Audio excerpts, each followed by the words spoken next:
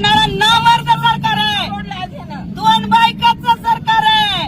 शिंदेबाई आणि पवारबाई याच्याबरोबर प्रपंच करणारा जो देवेंद्र फडणवीस आहे, दोन बायकाचं सरकार आहे. या दोन बायकामुळे या सरकारला जनतेकडे दुर्लक्ष करण्याची वेळ आली. अरे देवा भाऊ, एक बायको कमी कर, पहिली एक होती तेव्हा सुरळीत चालू होत रे. दोन बायकामुळे तुझं जनतेकडलं दुर्लक्ष चालू आहे. हे देवा, शिंदे तरी ठेव नाहीतर पवारबाई तरी ठेव, आणि या दोन बायामुळं आमचं जनतेचं नुकसान होत रे. हे देवा, तू आम्हाला लाडकी बहीण म्हणला होता ना, तर लाडक्या बहिणीचं कुकू पुसायला लागला रे तू, लाडक्या बहिणीची लेकरं मारायला रे तू, लाडक्या बहिणीचं सगळ्या संसाराचा सत्यानाश करायला रे तू आम्हाला लाडकी बहीण म्हणून आमच्याकडनं एक वेळा तरी तू मतदान लाटलाशील ना देवा. एका साडीवर बाई म्हातारी होत नाही.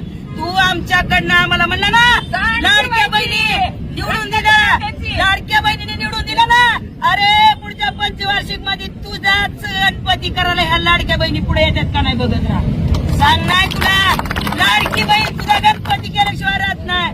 लाडक्या बहिणीच्या नावाखाली तू निवडून आला म्हणतो रे, तू लाडक्या बहिणी निवडून आला नाही. ईव्हीएम मध्ये घोटाळा केला रे रुमण्या, तू रुमण्या ईव्हीएम मध्ये घोटाळा केला, पण लाडक्या बहिणी पुढे केल्या. सख्या भावाला बहीण बहीण म्हणायला गेली, आणि तू कोण कुठला रे?